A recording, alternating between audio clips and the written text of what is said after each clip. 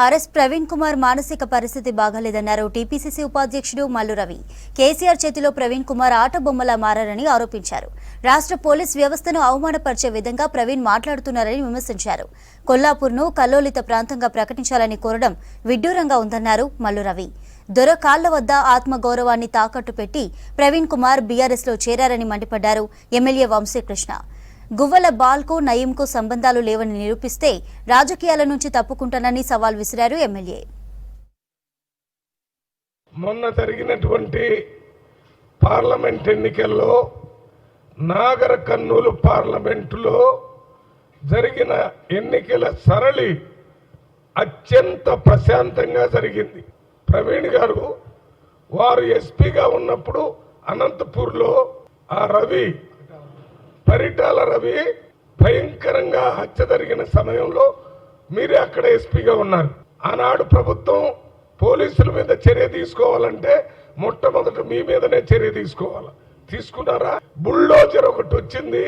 ఆ బుల్డోజర్ పెట్టి కొల్లాపూర్లో జూపల్లి కృష్ణారావు గారు అందరి ఇండ్లని వాళ్ళ ఆస్తుల్ని ధ్వంసం చేస్తున్నారని ఒక స్టేట్మెంట్ ఇచ్చాడు. ఏమన్నా మానసికంగా డిస్టర్బెన్స్ అయి మాట్లాడుతున్నారా? ఆర్ఎస్ ప్రవీణ్ కుమార్ గారు బుల్డోజర్ వ్యవస్థకి కాంగ్రెస్ పార్టీ తీవ్రంగా వ్యతిరేకం. చట్ట ప్రకారం చర్యలు తీసుకోవాలి, ఏర్పాటు చేయాలని.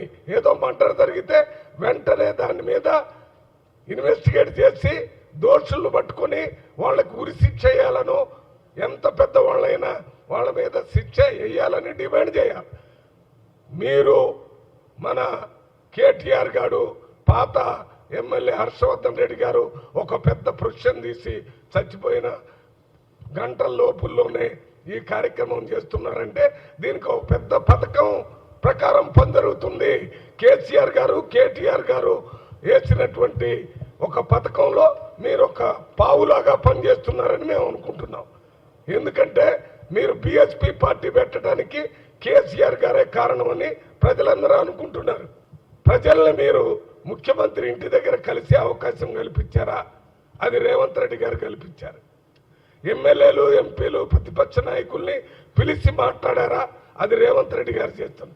ఆ రేవంత్ రెడ్డి గారు చేసేటటువంటి పరిపాలనకు ప్రజలందరూ అడ్డుపోతున్నారు కాబట్టి దాన్ని తట్టుకోలేక ఈ రకంగా మాట్లాడుతున్నారు. మరొక్కసారి ఈ రకంగా మాట్లాడితే ప్రజా ఉద్యమం ద్వారా ఇదే నాగర్ కర్నూలు పార్లమెంట్లో మీ మాటలకి సరైన సమాధానం జూన్ 4వ తారీఖు తర్వాత పెద్ద మీటింగ్ కొల్లాపూర్లో పెట్టబోతున్నాం. కల్లోల ప్రాంతంగా కొల్లాపూర్ని అచ్చంపేటని ప్రకటించాలనేటటువంటి తప్పుడు డిమాండ్ చేసినందుకు సరైన సమాధానం చెప్పడానికి మేము సిద్ధంగా ఉన్నాం.